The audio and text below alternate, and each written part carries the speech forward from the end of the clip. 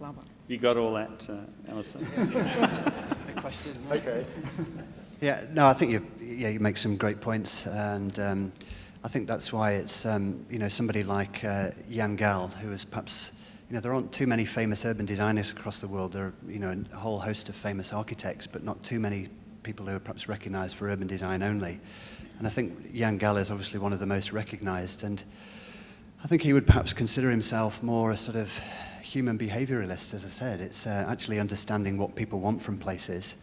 And I think, with the intensification issue, certainly coming from a European background, that, we've got some incredibly dense, intense places, but if they're designed well, then there is still the opportunity to escape, and that if the buildings are constructed well, you still get peace and quiet within your rooms, and there's still open spaces that allow all sorts of different things to take place.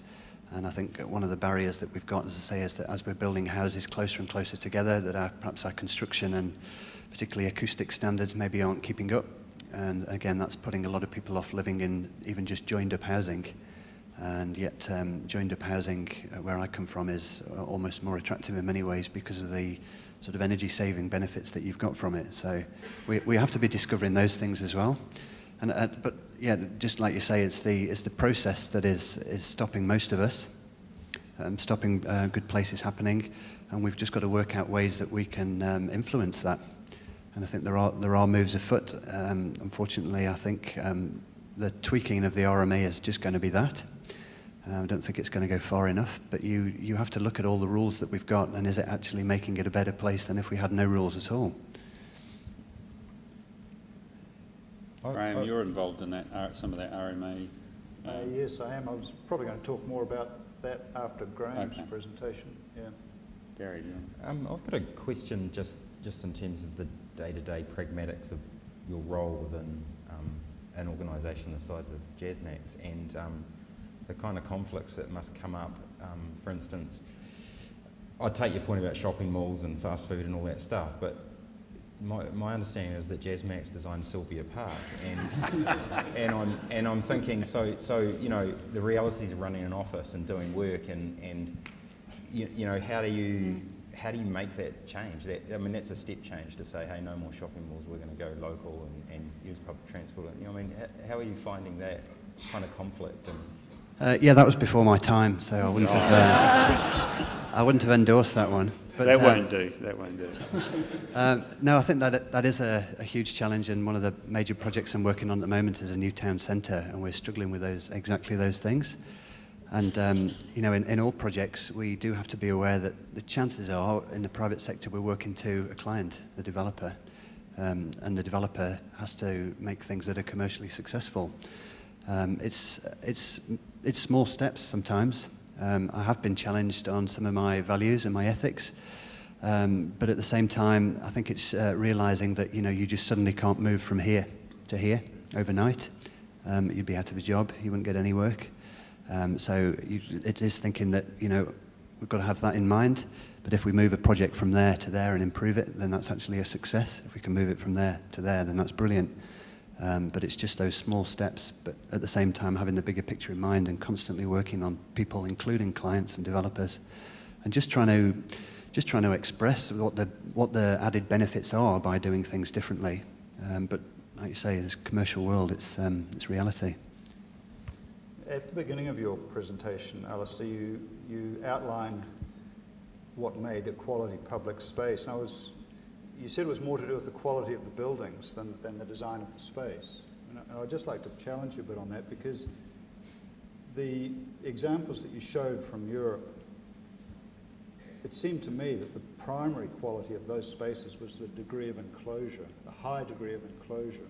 And the design of the buildings individually may not count for very much, but they all had really strong enclosure, and that's what tends to be lacking in the public spaces, including Aotea, that we deal with in New Zealand.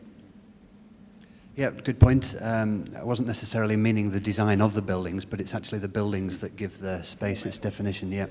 Although I think the design of the buildings is important, and again, if you look at Aotea Square, it's reasonably well enclosed. The problem is that most of the buildings that enclose it don't interact with the space whatsoever. So I think it's about a sense of enclosure. It's about having just the right amount of sort of routes in and out of the space. But it's the interaction of those buildings between the buildings and the space, and that comes not just from the ground floor. It doesn't have to be cafes and restaurants, but it comes from upper floors overlooking the space as well. And one of the biggest problems at Aotea Square is the big cinema complex at the northern side, which even though there's a cafe on the ground floor, you would struggle to know that, but upper floor there's nothing.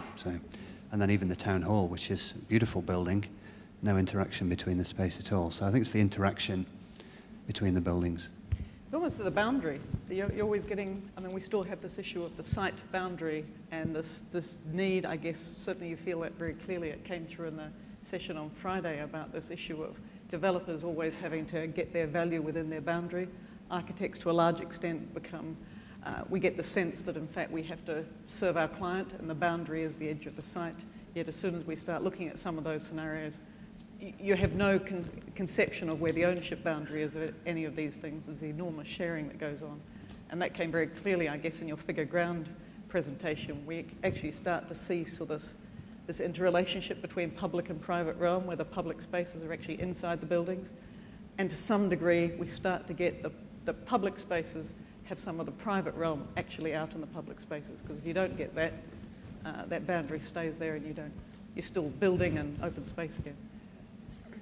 And again, as I said, just to elaborate on a point that I was saying, that that urban design therefore is that sort of common good sort of element, and I found obviously that easier to exercise within the public sector, where you're not then constrained by making money for a client. And again, you've just said it there, that so often the client won't want to look beyond the boundary, and again, I think it's our job to actually persuade the client, if you are looking at a particular site, to actually talk about the benefits of how the particular site fits within its context, and then try and explain the benefits that can actually bring back to the site, even if it initially might look like that's sort of at slight cost to the developer. At Malmo, for instance, those European examples of high-density housing that you showed, do they actually install all of the bars and restaurants and all those things that were close to Cheers? Are they all there instantly, or how does that work? The sort of walk-to things that everyone needs if you're living in that sort of environment. Yeah, they're all planned for, so they might not all be there at day one, but they're certainly all planned for and will be clearly shown on plans, so people know when they're buying into the developments where these things are going to be. But I think, say, it's about flexibility and adaptability. So it may be that some of these uses sort of come and go over time, even upper floor uses. If you're building the buildings right, things can come and go.